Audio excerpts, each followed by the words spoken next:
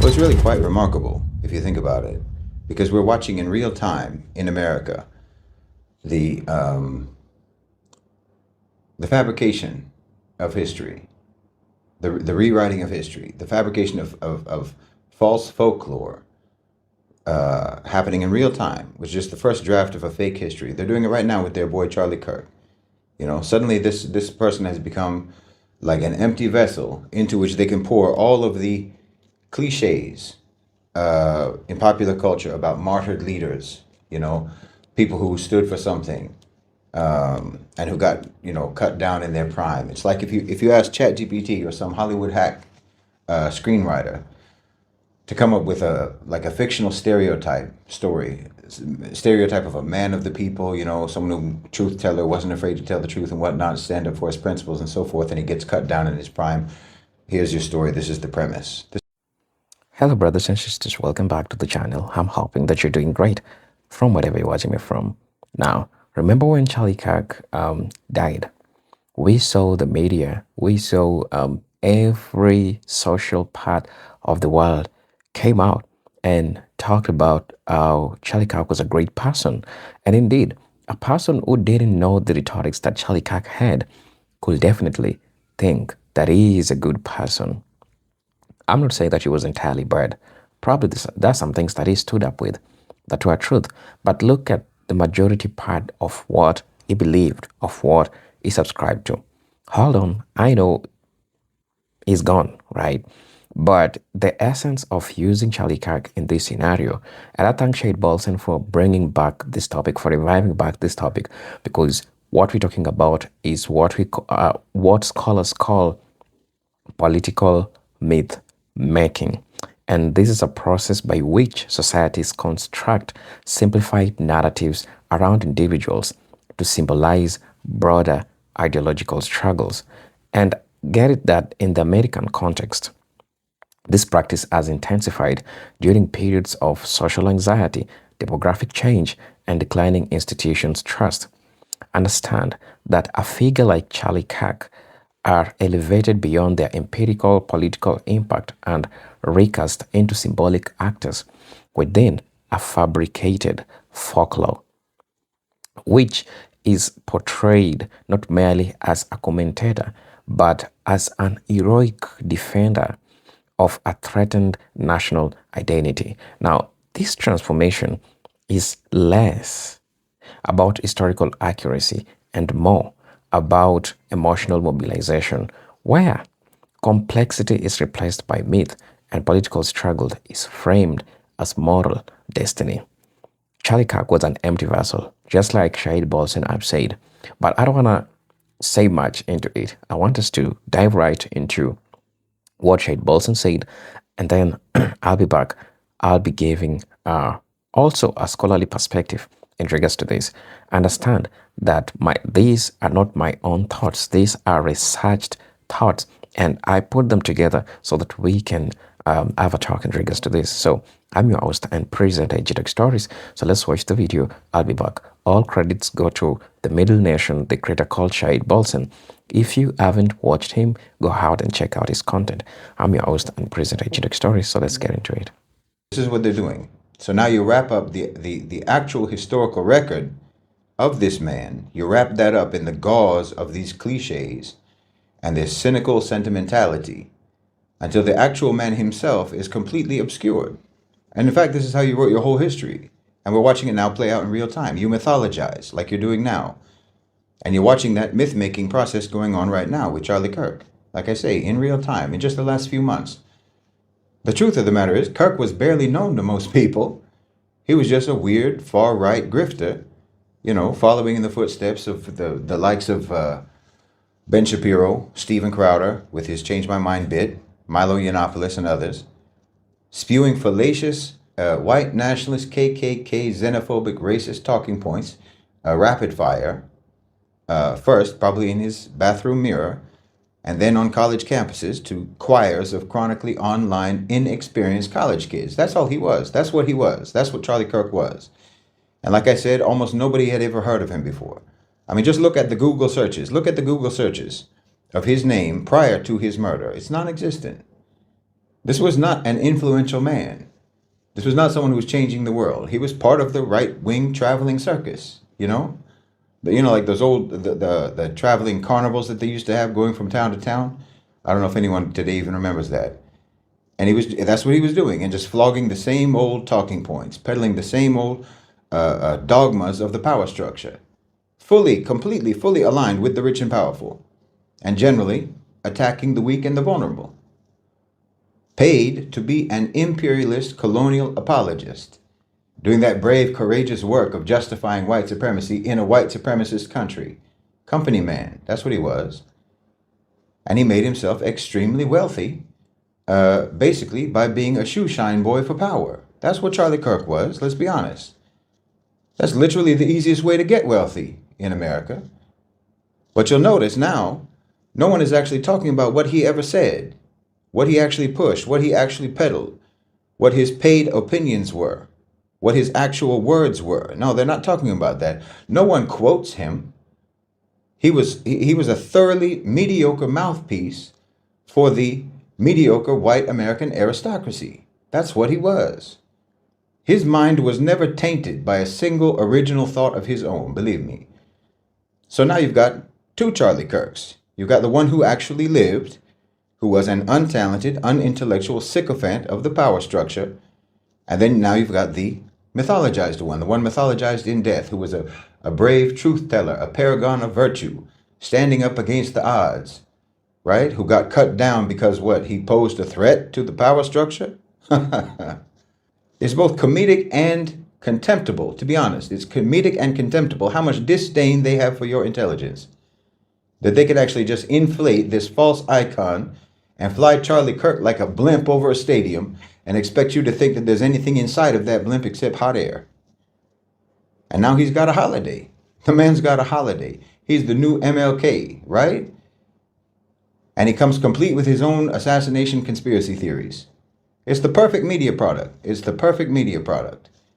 That traveling circus that Charlie Kirk was a part of, that traveling circus has turned into a Las Vegas residency show now, starring Candace Owens and Erica Kirk, and an assortment of, random supporting players. Just wait, eventually there's probably going to be a musical about it. I mean, Turning Point USA is not a movement. They call themselves a movement. It's not a movement. It's a multi-million-dollar corporation dodging taxes as a non-profit organization. It isn't grassroots funded by individual donors. Give me a break. They made it very clear already. They are billionaire sponsored. They're billionaire sponsored. They're state sponsored. They're Israel sponsored, Zionist sponsored. They said it themselves. And all this talk about Charlie Kirk changing his position on Israel, that he was flirting with the idea of joining the anti-Israel faction of the right wing because he was going to lose some of his big Zionist funders. Paid opinions, you understand? How can you hear that and not understand what that is? There's no principle involved in any of this, except for the profit motive. That's the only principle they work by. Genocide won't make him change his mind, but if you don't pay him, his opinion will change. It's transparent. I mean, the level of complete amorality is absolutely astounding. And the most astounding part to me is how they can literally tell you that they're corrupt. They tell you that they're corrupt. They tell you they're greedy, insincere, fake, phony posers, ideological prostitutes, arguing with performed conviction for the highest bidder. That's all they are. That's what they do. And they tell you that. They can show you all of that. And you still convince yourselves that these are virtuous people. That these are virtuous people, that these are leaders, that these are truth tellers, and what have you. That's the really astounding part to me. It's like someone who thinks that, who thinks that ChatGPT is actually sentient, and that it's not just designed to accommodate and to mirror you by predictive pattern recognition. You think it's actually thinking. That's what these people do. They're the same. They're like artificial intelligence, Oh, based on this user's input, this is probably what this moron is going to say next. So let me say it instead. Let me say it before he says it and have him think I'm a genius. You're willing yourselves to believe it. Every single one of these people is nothing but a performer. They don't believe in anything, not a thing, only in their bank accounts. Mercenaries, they're mercenaries. They're ready to peddle whatever ideology, whatever narrative, whatever opinion that the market wants. They don't care any more about the truth than a prostitute cares about love. Honestly. Meanwhile, while you're watching all of these people, you're not even, in your normal daily life, you're not even thinking about what day it is. You don't even think in terms of what day it is or what month it is. Your whole life revolves around payment cycles, doesn't it? When is this due? When is that due? You know, when does the salary come in? When do food stamps come in next week or this week? Which week do the benefits come in? You keep getting more and more in debt even if you don't buy anything. You've got your rent, you've got your house payment, you've got your car payment, you've got your insurance, you've got your utilities, right? You've got groceries, diapers for the baby. You're just a conduit for your money. You don't receive anything. It just moves through you. Whatever you work for, your salary and so forth, it just flows through you right back out. You work to earn, and you earn just to pay out. And then you have to pick and choose which of your necessities, which necessity is going to be met this week, and what can wait until next week. Right? This is your life. I know it. You write checks that you hope they won't clear before the money hits your bank account. You know, and it's going to sit in your bank account for the blink of an eye. It's only going to be in there for just a moment. But you're sitting here engrossed in the drama of whether or not Candace Owens, the millionaire, is going to get to the bottom of who killed Charlie Kirk, the millionaire. Right? Because it has to be a conspiracy. Obviously, it's completely implausible that the guy whose gun it is, you know, the guy who was seen getting off the roof, the guy who confessed. No, it's completely implausible in America, where there are literally more guns than there are people, and there's more mass shootings than there are anywhere else in the world. It's completely implausible that Kirk was just simply shot by some guy. No, that just makes no sense. That could not possibly be the explanation. It makes much more sense that there had to be a grand conspiracy in which the local police colluded, the FBI colluded, Turning Point colluded, Erica Kirk colluded, and even international intelligence agencies colluded, and some billionaire cabal colluded, all to take out this objectively insignificant, fringe, mediocre drifter who made all of his money by hateful rage baiting on behalf of the power structure. I'm telling you, Candace Owens does not believe a single word that she says. Neither does Erica Kirk. And this whole whodunit movie, this whole whodunit drama series is being produced just so that you can busy yourself with that when you actually have much more urgent and much more important crises of your own that you should be dealing with. Watch, some of you are going to come into the comments right now after what I just said. I know some of you are going to come in the comment section talking about your own conspiracy theories to argue about, you know, the whatever, the angle of the bullet and so forth. You won't be able to restrain yourself to argue about this completely irrelevant and unrelated to your own life scripted performance piece. And look, I'm not saying that I know who was responsible for the killing of Charlie Kirk or what other characters might have been involved behind the scenes. I don't know. But what I am saying is that there is no reason whatsoever why you should care. Literally, none of the people who are performing this drama right now care. Believe me. Why should you care? They don't care. Like I said, they have already gone full throttle in actually erasing the reality of the person himself and replacing the reality of the person himself with a myth. Well, you can't be more indifferent than that about someone when you literally obscure who they actually were and then paste all over their memory with platitudes and cliched narratives just so that you can cash in. That's contemptuous. And, you know, the whole conspiracy element in all of this is part of the sanitizing. Sanitizing what an ignorant, malignant bigot of a man he was. You know, so you're pretending that he was cut down by the very power structure that he vigorously served. And he's, you know, from beyond the grave calling out for justice. Justice for Charlie. So you want to be on the side of justice. This is how they're playing you. You want to be on the side of justice. So that means that you have to be on the side of Kirk. As if Kirk and justice were ever on the same side during his lifetime. I mean, if Candace Owens wants to get to the bottom of someone's death, someone whose death much more plausibly has been covered up by a conspiracy, if she wants to do that kind of work, then why doesn't she direct her energy to uncover what happened to Trey Reed, a 21-year-old African-American who was found hanging from a tree in Mississippi? Why don't you look into that? They found that man hanging from a tree, and the police immediately ruled it a suicide.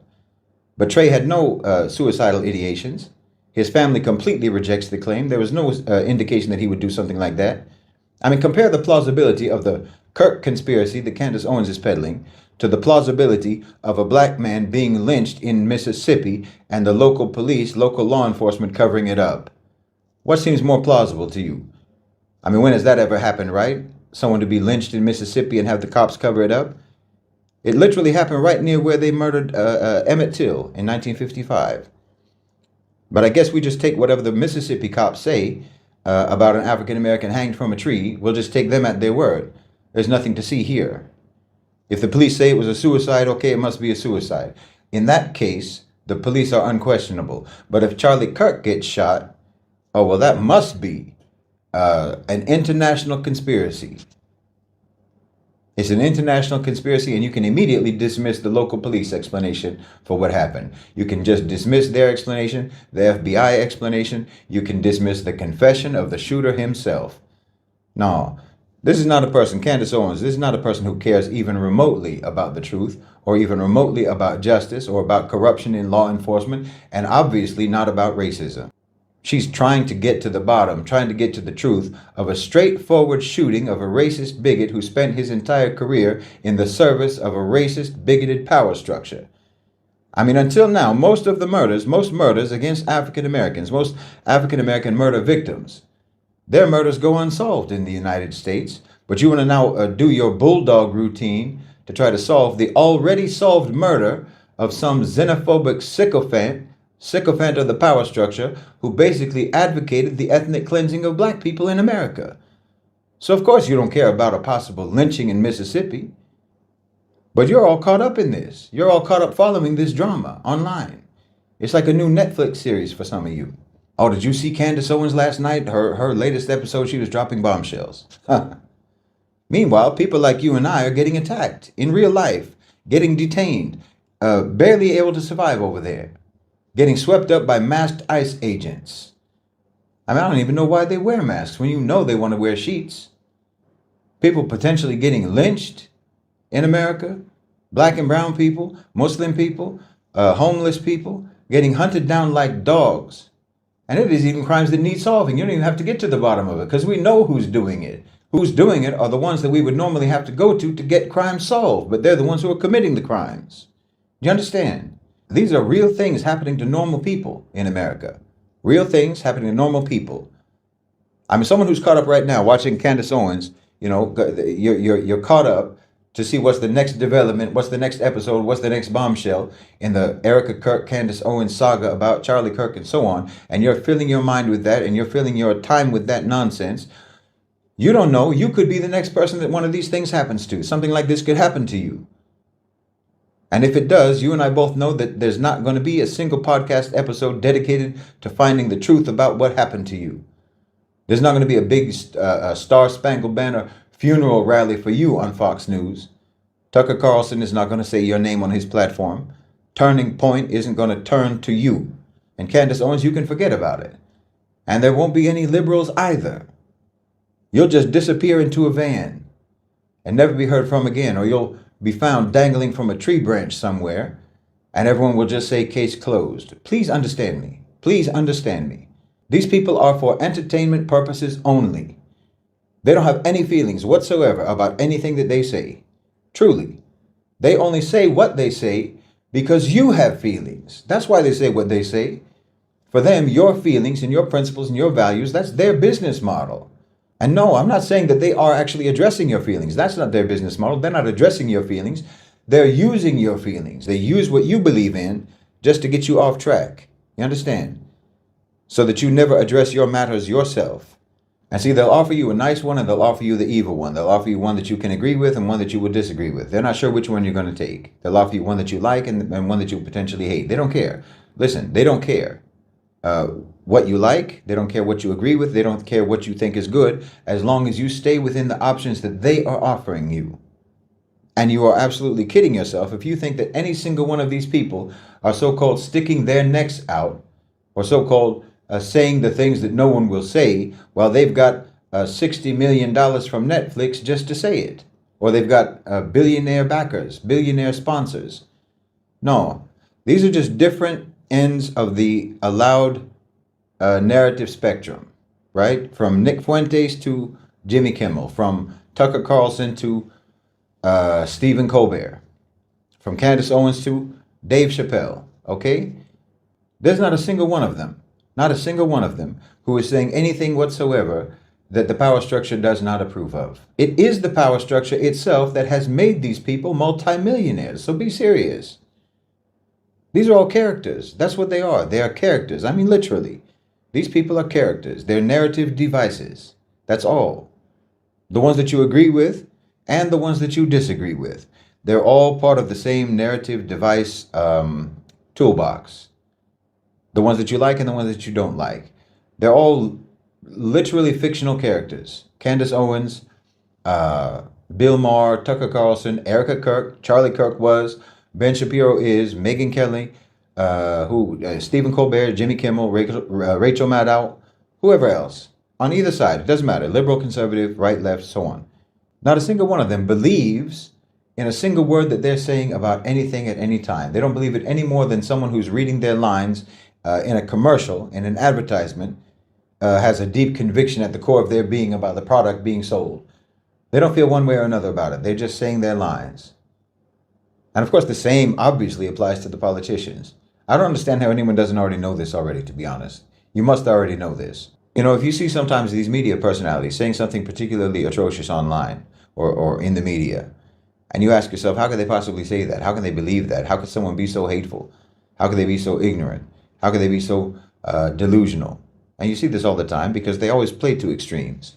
Well, the answer is they're not delusional. The answer is they're not ignorant. The answer is they're probably not even hateful, to be honest. They don't believe what they're saying. That's the answer. They don't believe what they're saying. They're saying what they're saying because that's the part that they're playing. That's the role. That's their function. The only thing that they believe in is getting paid. That's the only thing they believe in, is getting paid and serving power. All of them. To a T, to a man, even the ones that you think aren't. Look, think about it this way. It's like if you have a shelf of options, right? From this side to this side. You've got Bernie Sanders model over here. You have a Lindsey Graham model over here. You got a Tucker Carlson here. You got a Bill Maher there, and so forth. This shelf of options. You got something for everybody. There's something for everybody. They don't care which one you pick. Doesn't matter. It's like a company, like really a shelf at a grocery store. You got a company that has actually dozens of products, but you think that all of those products belong to different companies, and you think that they're all competitors because you don't know that they're all actually owned by the same parent company. So they don't care if you buy this product or you buy that product because they're both their products. So they don't care which one you take from their shelf. They just don't want you to ever take from any other shelf. That's the problem. That's the only issue that they have. They don't want you to take from any other shelf, and they don't want you to have your own shelf. You understand? So like, for example, when Dave Chappelle closes his, whatever it is, $20 million Netflix special by slamming Israel, no, it doesn't mean that he's sticking his neck out for Palestine. It doesn't mean that he's, taking a risk. It means that it's allowed now. Same with him praising Saudi Arabia. This is allowed now because of everything that I've been talking about for the last 3 years. The power dynamics are shifting. The transition to the global south. The A-National OCGFC are in favor of that. The A-National OCGFC are anti-Zionist. They are pro-GCC. So the anti-Zionist, pro-GCC opinions have now been added to the narrative shelf. And when they control the shelf, you just have to take whatever is closest to what you want. And if it's not exactly what you want, well, you just take from the available options, whatever is on the shelf. And you only know just that one shelf, right? It's like people who like to wear sports jerseys from some sports team. They want a jersey that has the same number as their favorite player, right? But if the number that they want isn't available, then they'll go with whatever number, as long as they can get the jersey of the team that they like, right? So that you'll settle. It's not exactly what you want, but it's close enough. And if the team jersey isn't available, then you'll get your next the jersey for the next favorite team, your second favorite team, or even if it's the same color scheme or something like that. If you're looking for something, you'll take whatever is the closest thing to what you want. And this is how the narratives work. And this is how the representatives of the narratives work, because you're a captive consumer of narratives, of opinions and commentaries and so forth.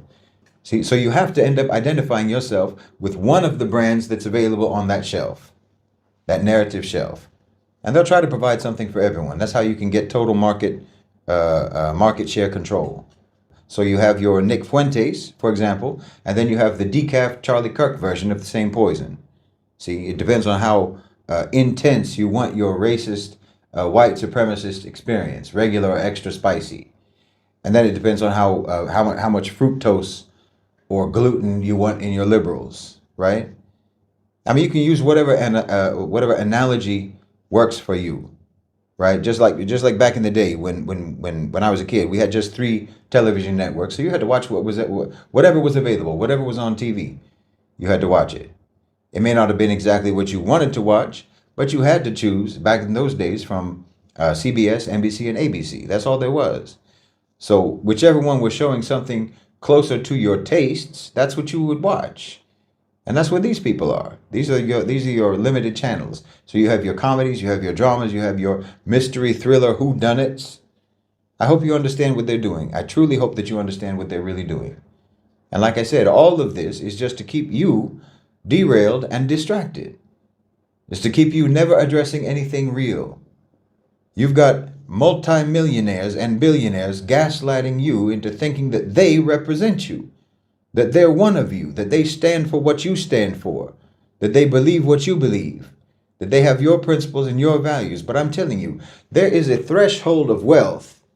There's a threshold of wealth and privilege that, wallahi, once you cross it, it may as well be a portal to a different dimension, honestly. It gets me. Over there, you keep fussing about immigrants. You keep fussing about immigrants and foreigners, so-called taking over your countries. Meanwhile, your countries are actually completely under the control of the smallest, strangest, most predatory and culturally foreign demographic imaginable, the super rich. I've said it before, the super rich, wallahi, the super rich should be regarded as foreigners no matter what country they're in. No matter what country they're in. They have nothing to do with the life of the average citizen of any country on earth. What do they have to do with the rest of us? Billionaires and multimillionaires, in my opinion, should be classified as a permanently alien nationality everywhere they go and everywhere that they are. An American or a British or a French billionaire is no more American or British or French than an immigrant to those countries. Do you understand me? An immigrant who toils and struggles right alongside the rest of the people. Do you actually think that you have more in common with a Bill Gates or a Mark Zuckerberg or a Sam Altman or an Elon Musk or some celebrity than you have in common with an immigrant from Guatemala or Honduras or Mexico who's working right alongside you?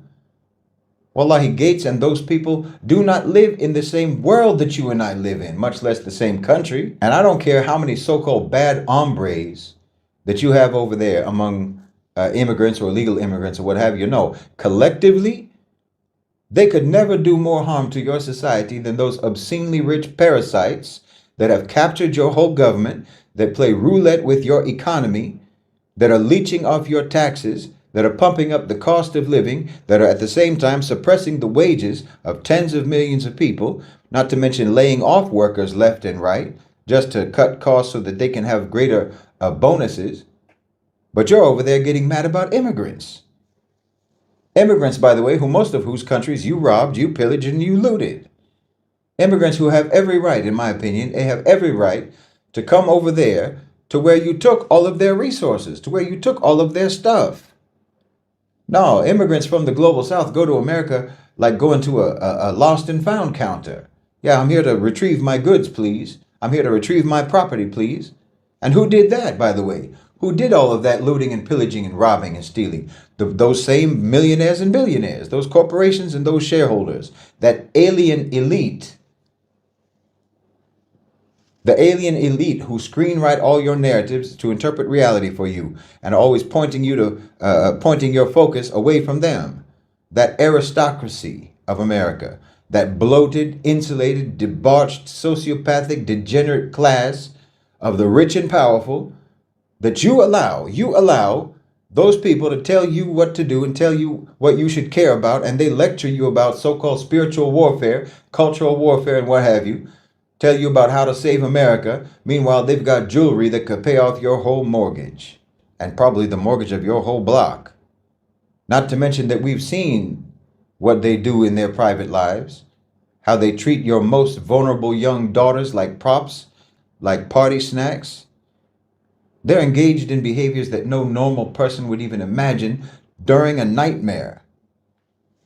I mean, they show you and show you and show you, and they tell you openly, actually, how much complete, dismissive, contemptuous disdain they have for you, that they have for your well-being and for the well-being of your society. But you just keep reaching for that same shelf. You do that. You keep reaching for the shelf that they're giving you those limited options on. Tell me, how on earth can the rest of us in the world, how are we supposed to differentiate between you, the average normal people, and what you accept and what you approve and what you applaud and what you pay for?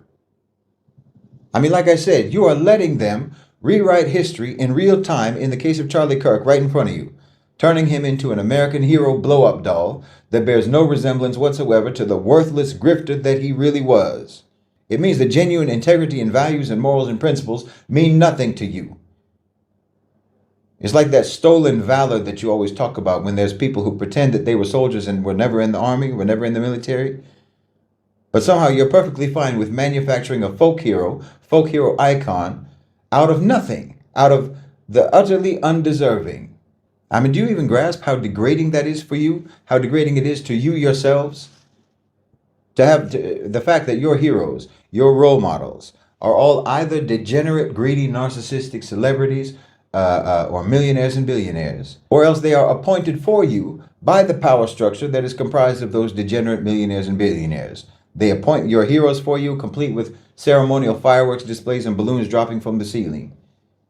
Your heroes that you have are all people that could not care less about your struggles. They could not care less about your suffering. They can't even relate to it. And they don't care even slightly whether you live or you die. Doesn't make any difference to them whatsoever.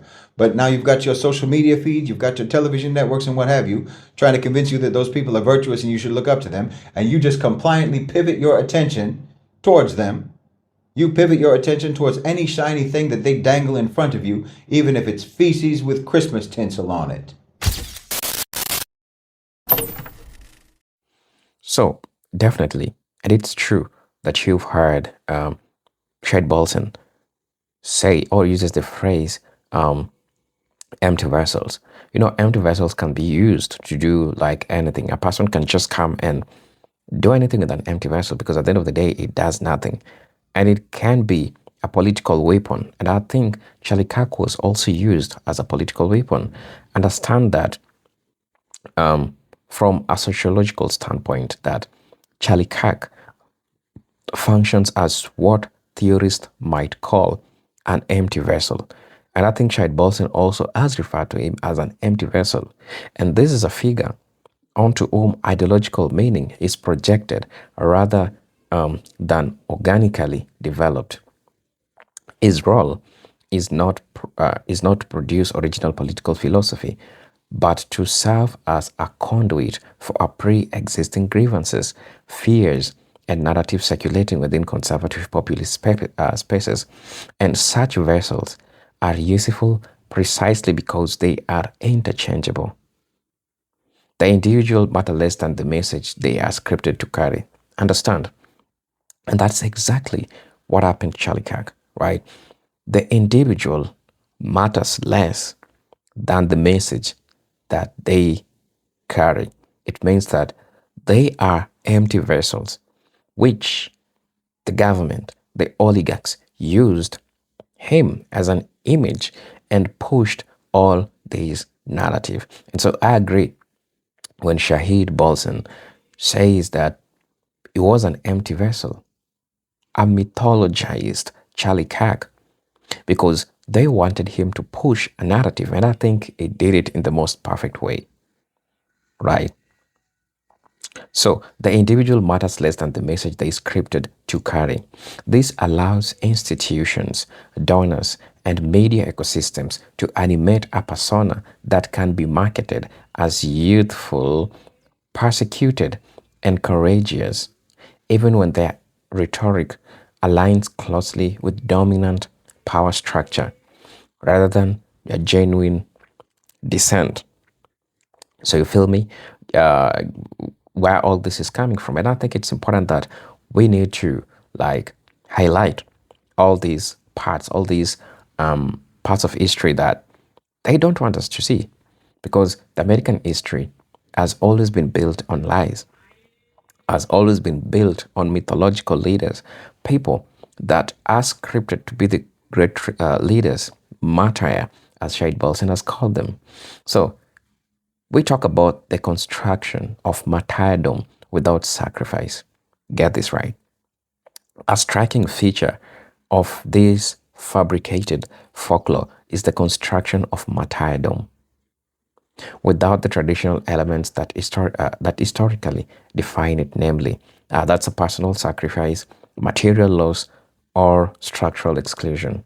Now, in American political culture, figures like Charlie Kirk are framed as victims of censorship, persecution, or ideological warfare. Now, despite enjoying substantial platforms, financial backing, institutional protection, this inversion of martyrdom allows powerful actors to claim moral innocence while exercising cultural influence. Now, scholars argue that such narrative distort the meaning of oppression by equating criticism or accountability with existential threat, thereby trivializing genuine historical struggles for justice. So you get how all this happen. So the division here is used as a political function and not as a failure. Now, understand that rather than viewing the divisive impact of such figures, they which acts as accidental, it is more accurate to interpret it as functional and not accidental, because they serve the interest of the elites. Now, the interest of the elites is polarization, because the opinions, the ideology that he carries polarizes the United States, because we have the diehards of Charlie Kirk and those groups of people who believe in whatever thing Charlie Kirk has subscribed to. We have, on the other hand, people that think that whatever this man says needs to be revised, that everything he says is not the truth. That is also that part, to be precise, right? So, I understand that all this carries into the fabric of what the elites wants you to do. They want the polarization and the division act as a political function. That's how they want it. So rather than viewing the divisive impact of such figures as accidental, it is more accurate to interpret it as functional. Now, polarization serves strategic purposes. First, it consolidates in-group loyalty, simplifies political debate into binary conflicts, and discourages cross ideological solidarity around shared material concerns such as wages, healthcare, or housing. So, Charlie Kirk's rhetoric, which often framed social issues as civilization battles, contributes to this fragmentation by reinforcing identity based antagonism. And in this sense, divisive is not a byproduct of his political role, it is the product. That's the product. Polarization, right? So that's the product of it all. Now, talk about American exemptionalism and historical amnesia. You think that that's away from it. Get to understand that the elevation of symbolic leaders into folklore is deeply connected to American exemptionalism and historical amnesia. I'll explain. Now, by focusing on contemporary culture warriors, the political system diverts attention from structural community, namely how power, inequality, and exclusion have long shaped American governance, right? How all these have shaped American governance rather than institutional design. Now, this erasure of historical context enables repetition of past failures while presenting them as novel struggles. This enforces a cycle of misinformation and ideological stagnation. Again, that's the product that they are selling. We'll need to get to understand that.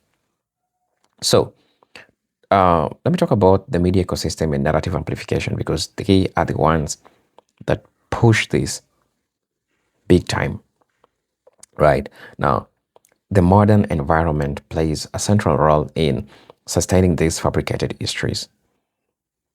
Algorithm-driven platforms reward emotional clarity over empirical nuance, elevating personalities who can promote or who can generate outrage, loyalty, and virality. Understand that Charlie Kirk's prominence is inseparable from this ecosystem, where repetition transforms opinion into perceived truths. And over time, these curated sound bites adding into folklore and critical scrutiny is dismissed as ideological hostility. So when we see all this, scholars warn that such environments usually collapse the boundary between historical fact and performative narrative, leaving the public so much vulnerable to manufactured consensus. So you need to understand how all these have been mythologized, and this was 99.9% performative, and all these things that were happening, and all these things that you were saying, they were 99% performative. And so, brothers and sisters, that was Shahid Bolsen who was speaking in the video. So please let me know what you think and feel about this video, right? I'm the host of Fugitive Stories, and just wishing you happy holidays from whatever you're watching me from. And until then, let me see you in my next video. Peace, love, and harmony. Salute.